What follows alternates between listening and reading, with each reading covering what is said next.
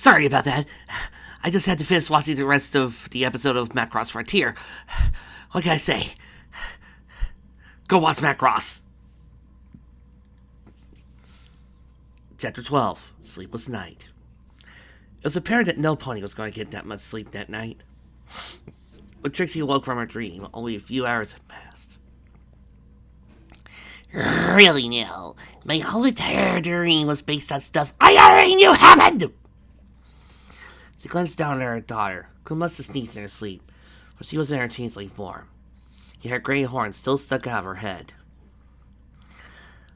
Always there to mock me, Trixie thought with a snort. Even to this day, she still wondered why she kept Moonbeam. All she did was remind her of the father helped create her. Maybe Trixie did to fill the hole in her chest, or to prove herself a better mother than Chrysalis. After all, she took care of Moonbeam instead of pressing her into the hard life of a royal. Her daughter's life wouldn't be as miserable as hers, right? On the other hand, Moonbeam was all the comfort Trixie had in the world. With her audience diminishing, Moonbeam was the only one who truly loved her for her. She was the one thread of innocence and goodness Trixie could hold on to. She even made her smile sometimes. Happiness was not completely impossible in her heartless state. No matter how much joy Moonbeam tried to bring her, there would always be that empty space inside. Oh, how Trixie wished that for just 1 second, she could feel something other than superficial security for her daughter. Trixie laid awake for hours just staring at the filly, her eyes squinting instead to a contrary emotion. After a while, she groaned with frustration. Why you gotta do this to Trixie? She whispered harshly. It's like that stupid cake metaphor. Only it's not like I really have you either. I agree, Trixie. That metaphor has been stupid and I'll never understand the origins. Moonbeam stirred in bed, and Trixie decided to vent her anger outside. She slowly lifted a foreleg out from under her daughter and crept out of bed. Mom. Trixie turned to a soft moan. Moonbeam was rubbing her eyes as she woke. Where are you going? Go back to sleep, sweetie, Trixie said, stroking her daughter's head. Mummy's just getting some air. Moonbeam opened her eyes halfway. I'm hungry. Okay then, we have some peppers left, otherwise there's... No, I'm not that kind of hungry. Trixie blinked. Oh, well, Mommy didn't get much to eat, but I'll give you what I can. She sat on the edge in bed and took Moonbeam in her hose. Trixie rubbed her cheek against the top of her daughter's head as she transferred what little love she had collected today into her. Heartless changelings couldn't feel love, but they could share their food with others.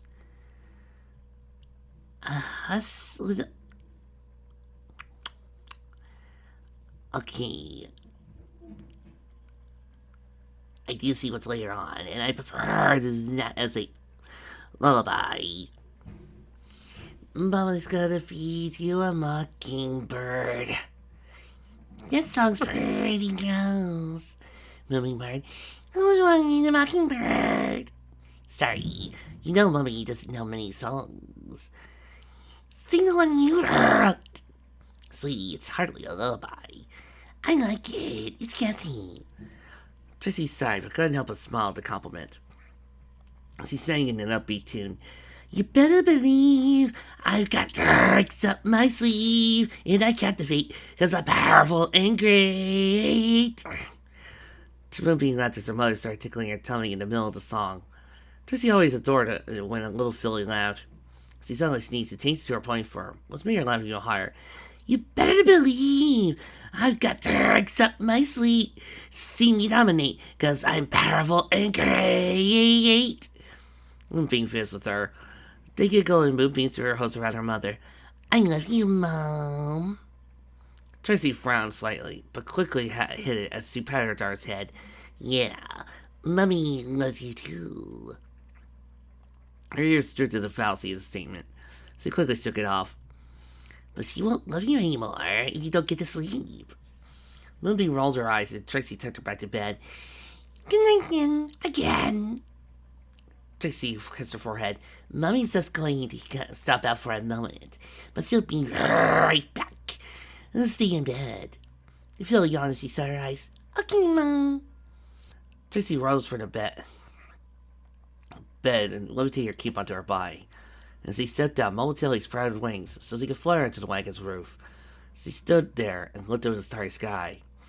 A lovely night, isn't it? As he gasped as he looked to her right to see Mothball hovering next to her. Trixie narrowed her eyes. Trixie thought she made it clear that the great and powerful Trixie does not want to be bothered. She said coldly, "And what are you doing out here anyway?" "Couldn't sleep," he said as he sat beside her. "How come?" "The love of my life just dumped me. Where are you now here?" "Bellatrix just told me she was next in line for the throne. You do the math." "You might not have to worry about that anymore." "Oh." Mothball gazed up at the sky. "I've decided to take the throne instead." "Why? Because your girlfriend dumped you?" "It's not like I have any other choice. I live with her. If even we end up being friends again, it's just going to be awkward. Besides, someone's got to take the throne." "Yeah, heaven forbid Thorax does it." Trixie glanced down at her house. "Look, Bellatrix is not the best at advice, but she can tell you this." She looked him in the eye. "Don't make the same mistake as everyone else in our family." Mothball blinked. Think about it.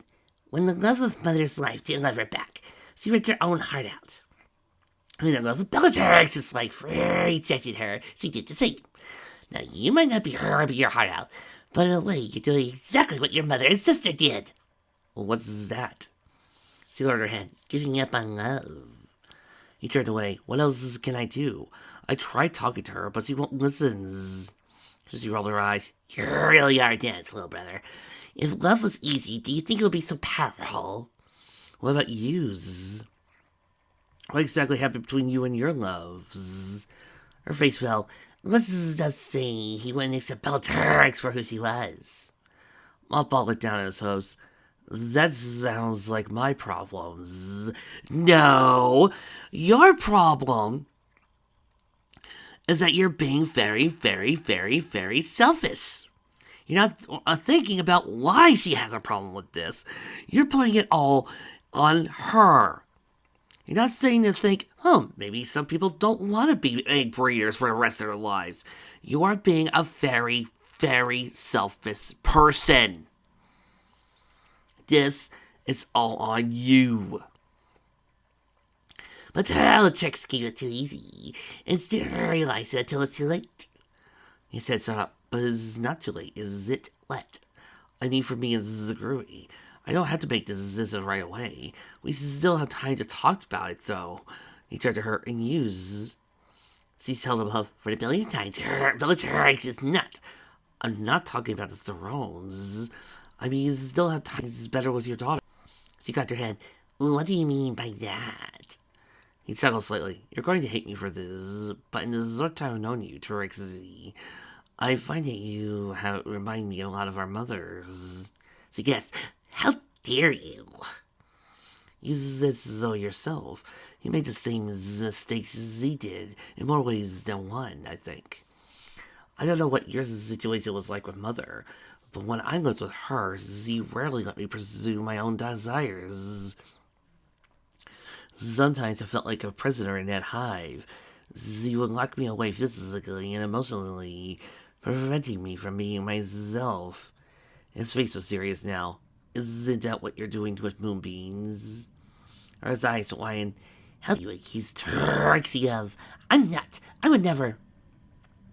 "You never let her have friends, and you never let her show her real self. And what's worse, you keep lying to her about who she is. How you care about her when you really don't." Lorder said, "This is like Mom always said to me." "I'm not my mother," Trixie growled. He looked at her. Cecilia, "Sir?" She opened her mouth and paused, then shook her head. "It's different. I may not have a heart, but I actually care about Moonbeam's well-being." "How does that work?" "Mother tried to tell me that the heart doesn't produce all emotions. They also come from the brain or something like that. I can feel some things, like anger and sadness. There is," she said in a murmur, "just not enough to cry." Mothball spoke gently. "But you can't love?" She sighed. Not fully. I don't know. She buried her face in her host. It's complicated. He waited for her to cry, but all she did was sit and hide her face. He was beginning to see what she meant when she said most, but not all of her emotions were gone. However much she was feeling, Mothball had the urge to cheer her up. Do you think Mother might care for us a little too? She looked down. Don't be ridiculous. All Mother ever did was power, so she could get revenge on everyone who wronged her. No, where have we heard that before? He smirked at her. She smiled back and playfully punched him in the shoulder. Think about it, though. He continued. Do you know she preserved both our bedrooms? She tilted her head. Really? Yeah. That's how we found the brush we used to look here spell. Oh, I forgot. He illuminated and found something floated out of the brown tent. Tracy's eyes widened when the object onto her hooves. Smarty pants. She whispered. My smarty pants? He shrugged. Guess Mother's really misses you. Tracy said nothing. After a few moments of silence, Mothball rose. I don't care if you accept the throne or not, but Moonbeam deserves to know where she came from. It's not fair to keep lying to her. Before he departed, he gave her one last look over the shoulder and said, Be different from others. Then he buzzed out the room, back into his tent, leaving Tracy to her thoughts. In the Castle of Chaos, this girl was also lying awake in bed, staring up at the canopy. Apparently the mare beside him wasn't getting any sleep either. You still awake? Flashlight whispered. Discord nodded. She threw her hoof across his neck. What's on your mind? Screwball? Chrysalis? A little bit of both. Flashlight nodded in its understanding. It's been quite a day. What if they don't find the princess? What will happen to Mothball and Screwy? I'm sure they can work something out. I'll always find a way. He turned to her. Have you met our family? There was a buzzing sound. Discord rolled over to his dresser. The sound was coming from a handheld mirror. Who can be calling at this hour? He grunted as he held the mirror up. Answer. Its reflection was replaced with an image of Screwball's face, which was streaked with tears. Screwy? Discord said in alarm. Daddy. She sniffed.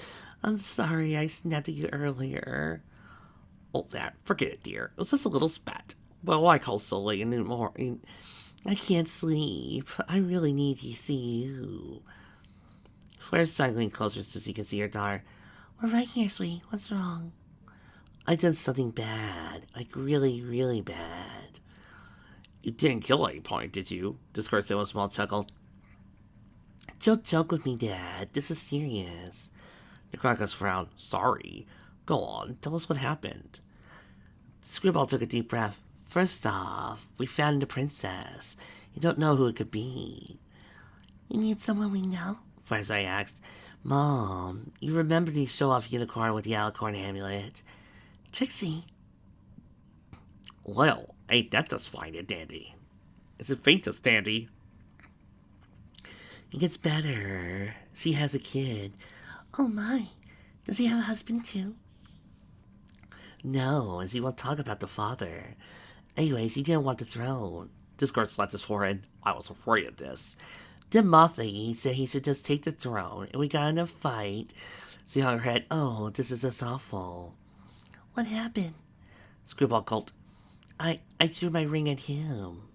You did what? Discord shouted. On the other hand, his daughter jumped back. I know, I shouldn't have, but in order for us to stay together, I would have had to become a changeling. And I didn't want that, and he said I didn't love him as much.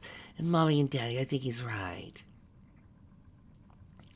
As he sobbed, Fluttershy and Discord glanced at each other, communicating with their eyes. Then Discord looked back at his daughter in the mirror. So let me get this straight. You marry Mothball while he's king of the changelings, and you would have to become a changeling. Uh-huh. To have lots of babies and stuff. But you wouldn't have to change your heart or your personality, right? Discord.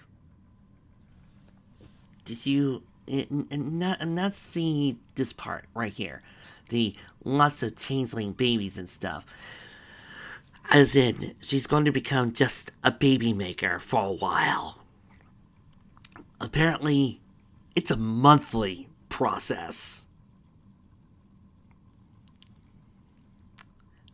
Can I just play a clip from a scene of a little known anime movie, kind of artsy. It's called Twilight the Cockroaches. You're gonna die having birth one of these days. My point, exactly. And, maybe she doesn't want that. Maybe she just wants one kid. Because it doesn't seem like she's the type of girl who would, ignore the rest. Also, have you ever given thought that maybe she doesn't want to be a changeling and doesn't want to change her whole species? Maybe she likes who she is? But you wouldn't have to change your heart and personality, right? No, but she would have to lose her identity, her being, her whole entire body, her autonomy, her ability to actually, do things on her own. Honey, I can't believe I'm saying this, but I'm siding with the boy on this. And we've lost Discard. Screwball shot her head up, but you've always hated Mothball. Well, he's trying to... I can't say I'm particularly fond of the boy, but I don't necessarily hate him. I just gave him a hard time so he wouldn't think of leaving you. Well, he seems you did a fine job of messing up your relationship all on your own. Discard. Screwy's not at fault here. It's the dork. But sometimes, Fluttershy interrupted, boys have to change for the ones they love. Then why aren't you a Draconequus? Yeah. Take your mother and me, for example. I gave up Equestria for her. And I gave Aldi for him. Yeah.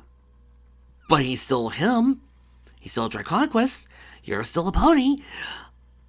You didn't have to change physically. You're still you. And Fluttershy, last I checked, you're not a baby maker. Yeah, on Twilight mentioned that, Screwball murmured. But won't you guys find it weird if I change it to another new species and become a baby maker? I'm feeling like there's some sort of miscommunication here, Vic, between you and me with your whole entire reasoning. I think you're trying to make me believe that Mothball is in the wrong. But unfortunately, I don't. You're not going to do it. Right now, it's feeling very, very much like Discord and Fluttershy are saying that Mothball is a man, he's in the right. Listen to him. You do it for him because he is the man in your life. Fuck that noise. I'll admit, having a changeling for a daughter will take some getting used to, but it's not like everything inside will change. Besides, I'll make the metamorphic spells much easier for you. He'll love you no matter what, and so will Mothball. Screwball hung her head again. I'm not sure he'll take me back, though. Sure he will, Discord insisted. In fact, your reaction was pretty low-key compared to all the times I lost my temper. Heck, I took over Equestria 4 times, all because of trivial misunderstandings. One time I actually hurt your mother and nearly lost her forever. His wife smiled and nuzzled his neck. I think you inherited a bit of your father's temper, Screwy. Discord snored. At least you didn't take over Equestria.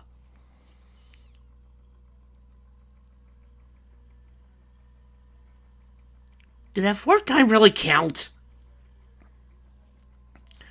Well, you still have things to time to patch things up with you and Mothball. Who knows? You might want to do the same, but I was afraid you don't. I'll think about it. Hey, you say you took over Equestria all those times because of misunderstandings. Does that include the first time? Discrept his lip. Well, that is a story for another night. Miles away, another soul had trouble sleeping. Gerald Mantis opened the door to the Queen's chamber. She was lying still in her bed, just as he left her. He cleverly closed the door behind him and crept to her side. I thought I told you to leave me in peace.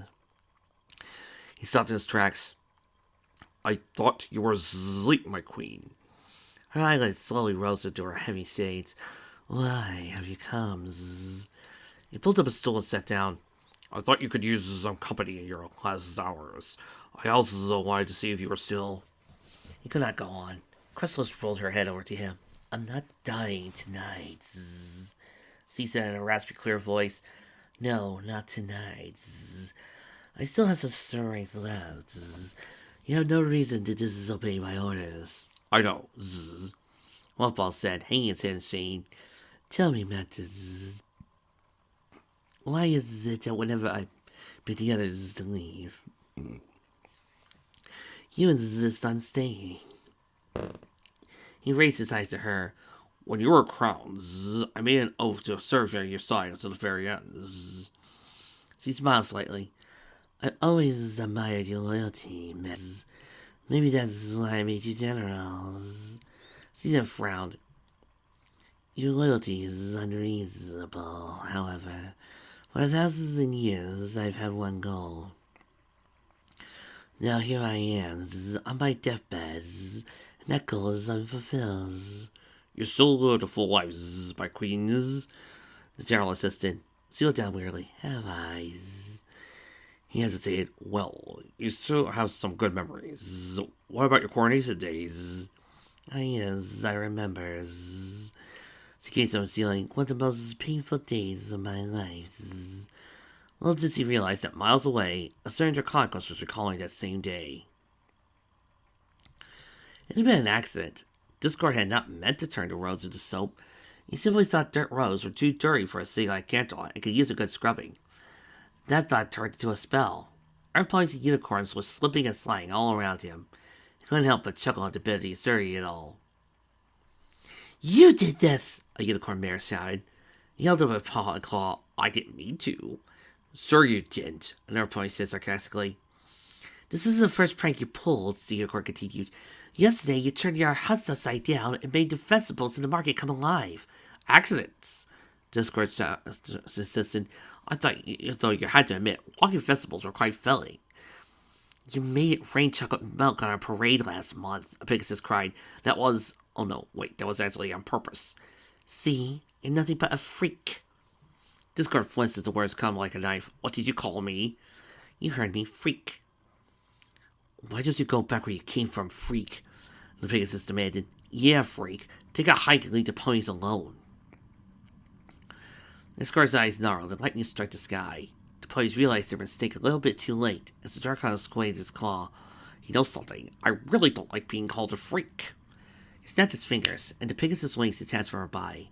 She collapsed to the ground and her wings flapped away. At the same time, the unicorn's horn fell off like a broken stick, and the airplane found himself limbless. Who's the freak now? Ha ha ha! Discord! He stiffened at the voice. He turned around to see the tall white alicorn with flowing pink hair glaring at him angrily. What do you think you're doing? What's this? Discord said with a nervous grin. This was all an accident. Celestia stepped forward. There seems to be a lot of those lately. He gulped. Well, this magic is so much to control, and... Save your skittish, Discord. I will not tolerate this madness. It's not madness. Really, this was just a mistake. The only mistake I see here is you. What? Celestia's eyes narrowed further. I should have known I couldn't trust you. Monsters like you could never control themselves. I thought you could be helpful, but you're nothing but a menace. He clutched his chest as his heart cracked. It was one thing hearing such words from others, but from a friend? I thought we were... Friends, Celestia finished. You're no friend of mine, Discord. Her eyes went glassy. It looked like she was about to cry. Instead, she scowled and fitted his teeth. So be it then, he sighed. Lightning struck again, and the sky scarred with pink clouds. Discord growled as he slowly rose above Canterlot. Know this, princess, he bellowed. From this day forth, we are at war. You thought I was a menace before? Oh, you ain't seen nothing yet. He advanced in a grand explosion. Celestia glanced up sadly where he used to be, regretting what she had done. The alicorn took to the skies and flew away from Carol as possible. Once the city was out of sight, she changed to Princess Chrysalis. Shock? I'm sorry, Dizzy, she whispered, a tear falling from her eye, but it had to be done. He had to suffer for what he did to her. Yet for some reason, she wasn't feeling happy about it. Instead, she felt awful. Why? Was her revenge supposed to be sweet? Maybe she hadn't fully achieved it yet. Yes, once the changelings took Equestria from him, revenge would be hers. But there would be time for that later.